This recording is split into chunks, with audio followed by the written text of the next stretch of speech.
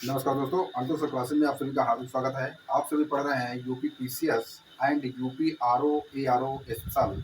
आइए आज जानते हैं आरओ एआरओ और यूपी पीसीएस के अति महत्वपूर्ण प्रश्नों के बारे में। आइए, हमारा पहला प्रश्न है एनजीटी।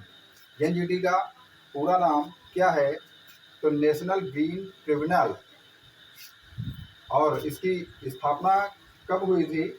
तो आप बता देंगे कि 18 अक्टूबर सन 2010। 18 अक्टूबर सन 2010 में इसकी स्थापना हुई। और यहाँ पर नेक्स्ट प्रश्न आता है कि मॉस, इसको ब्रायोफाइटा समूह का सदस्य है मॉस। और यदि नाइट्रोजन की मात्रा वायुमंडल में बढ़ जाती है तो मॉस जो है या तो कम हो जाता है या फिर समाप्त ही हो जाता है। तो आप ध्यान रखिए कि जो मॉस है ये ब्रायोफाइटा समूह का सदस्य है और वायुमंडल में नाइट्रोजन की मात्रा बढ़ने पर मॉस कम या समाप्त हो जाता है। नेक्स्ट आता है कि वातावरण में सल्फर डाइऑक्साइड यदि बढ़ जाए तो क्या होगा? तो सल्फर डाइऑक्साइड अगर बढ़ जाती है तो लाइकेन हमारा जो है वो समाप्त हो जाता है। और इसके लिए मैंने पहले आपको एक ट्रिक बता रखी है कि सवनी क्लास पाइजीव, माने स से सजीव, व से विषाणु और नी से निर्जीव। सजीव और निर्जीव के बीच की कड़ी विषाणु है आपका। क्लास से बताया हमने कवक, और शैवाल के बीच की कड़ी है कौन? लाइकेन। अब लाइकेन जो है सल्फर डाइऑक्साइड बढ़ने पर लाइकेन जो होगा वो समाप्त हो जाएगा। ये कवक और शैवाल के बीच की कड़ी है। लाइकेन जो है ये वायु प्रदूषण का जैविक सूचक होता है। हरित ईंधन का जो स्रोत है, नेक्स्ट प्रश्न आता है आपका हरित ईंधन। तो हरित ईंधन का जो स्रोत है वो एथेनॉल है। कौन है? एथेनॉल। अगला प्रश्न बनता है कि सर्वाधिक प्रदूषित गैस कौन सी होती है? सर्वाधिक प्रदूषित गैस जो है आपकी वो कार्बन मोनोऑक्साइड है। और कार्बन मोनोऑक्साइड को दम घोटू गैस भी कहा जाता है। ये मोटर कार एवं सिगरेट के धुएं में प्राप्त मिलती है हमको। और इसको दम घोटू गैस कहते हैं। इसको भी आप ध्यान रखिए। अब आता है कि अम्ल वर्षा के सूचक कौन है? अम्ल वर्षा किसके कारण होती है? तो आप बता देंगे कि अम्ल वर्षा सल्फर डाइऑक्साइड और नाइट्रोजन ऑक्साइड इसके अम्ल वर्षा के प्रमुख स्रोत हैं। अब आता है आपका राष्ट्रीय उद्यान कुछ हैं। और ये राष्ट्रीय उद्यान कहाँ पाए जाते हैं? तो आइए इसके बारे में जानकारी प्राप्त करते हैं। ट्रिक के माध्यम से इसको हम जानेंगे। इतना नागा गुवदीताम शिरोमणि है महागुगाम। इतना से इतानकी। इतानकी जो राष्ट्रीय उद्यान है वो नागा माने नागालैंड से संबंधित है। और गुरुदी माने गुईदी जो है काम से तमिलनाडु से संबंधित है। सिरो से सिरोही ये आपके मणिपुर का है। और महा से महाराष्ट्र में गुगाम माने गुगामल राष्ट्रीय उद्यान जो है ये आपका महाराष्ट्र से संबंधित है। नेक्स्ट प्रश्न आता है कि लोकाट क्या है? तो लोकाट क्या है? लोकाट एक सदाबहार फल वृक्ष है। लोकाट जो है एक सदाबहार फल वृक्ष है जो कि सर्वाधिक कहाँ पाया जाता है? तो ये जापान में पाया जाता है। कहाँ पाया जाता है? जापान में पाया जाता है। कौन सा फल? लोकाट। और ये सदाबहार फल वृक्ष है। नेशनल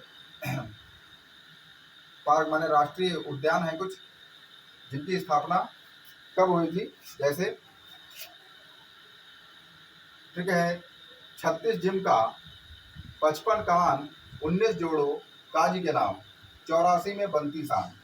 36 जिम का, जिम कॉर्बेट नेशनल पार्क जो आपका था इसकी स्थापना 1936 में हुई थी। और इसको वर्तमान में रामगंगा नेशनल पार्क के नाम से जाना जाता है। और जिम कॉर्बेट या रामगंगा नेशनल पार्क जो हमारा है वो उत्तराखंड में है।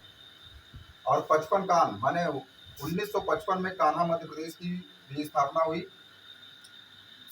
19 जोड़ो, 55 में अगर 19 हम जोड़ देते हैं तो कितना आता है? 9 जोड़ने पर 64 और 10 जोड़ने पर 74 माने आ जाता है आपका 1974। और 1974 में 19 जोड़ो काजी के नाम, काजी रंगा नेशनल पार्क की स्थापना होती है और ये कहाँ पर है, ये आपका असम में है। 84 में बनती शान, अर्थात 1984 में शान बनती, अर्थात साइलेंट वैली, जो कि शांत घाटी के नाम से जानी जाती है और ये आपकी केरल में आती है। अब हमारा अगला प्रश्न आता है जो सभी प्रतियोगी परीक्षाओं के लिए अति महत्वपूर्ण है। जैसे भरतपुर पक्षी अभ्यारण्य, जिसका नाम केवलादेव घाना राष्ट्रीय उद्यान भी है, और ये कहाँ पर मिलता है, तो ये आपका राजस्थान में पाया जाता है। कहाँ पाया जाता है, राजस्थान में। अब आता है हमारा विधान परिषद से संबंधित प्रश्न। तो उत्तर प्रदेश के लिए मैंने आपको बताया है कि सभा परि लो राजायोग, सभा परि लो राजायोग, सभा से विधानसभा, परि से विधान परिषद, लो से लोकसभा और राजा से राज्यसभा, योग से उत्तर प्रदेश। तो उसमें आपको हमने बताया है कि विधानसभा में 403 सीट और परि से विधान परिषद में 100 सीट है उत्तर प्रदेश में, ध्यान रखिए इसको। और लो से लोकसभा में आपकी 80 सीट हैं और राज्यसभा में आपकी 31 सीट, उत्तर प्रदेश की बात कर रहे हैं। और यहाँ देखिए विधान परिषद वाले राज्य, तो विधान परिषद वाले राज्य कितने हैं, तो 6 राज्य हैं। कितने राज्य हैं, 6 राज्य। और 6 राज्य की ट्रिक क्या है, बिहा उतर कर आंधी महते, बिहा उतर कर आंधी महते। अभी आपने पढ़ा था कि उत्तर प्रदेश जो है उसमें विधान परिषद की सीटें कितनी हैं, तो 100। मैंने आपको बताया कि विधान परिषद की जो उत्तर प्रदेश में सीटें हैं वो 100 हैं, और 100 का पड़ोसी जो है 25 से अगर काटें तो 25 कम करें तो 75, तो बिहार वाला भी 75 हो गया, और इसका पड़ोस में क्या लिखा हमने, कर माने कर्नाटक, ये भी हमारा 75 हो गया। अब अगर और हम 25 कम कर दें तो यहाँ पर आंधी माने आंध्र प्रदेश, तो 75 में 25 कम हुआ तो 50, आंध्र प्रदेश में आपकी 50 विधान परिषद की सीट है। और आगे आता है महते, ते से तेलंगाना, और तेलंगाना में आपकी 40 सीट, और यहाँ इसको महाराष्ट्र में याद रखिए, तो 75 से बड़ा होगा क्योंकि महा है तो महान है यानी कि बड़ा है, इसलिए 78 सीट होंगी। ठीक है, तो ये थी आज हमारी यूपी बीसीएस और आरओ एआरओ की क्लास। कैसी लगी आपको हमारी क्लास, आप अवश्य कमेंट बॉक्स में कमेंट करिए। और जल्द से जल्द आपकी हिस्ट्री और जियोग्राफी दोनों की क्लास को एक में कंबाइन करके मैं आपके सामने लाने वाला हूं, इसलिए आप सभी अधिक से अधिक हमारे वीडियो को देखें और उनको लाइक और शेयर अवश्य करें। धन्यवाद।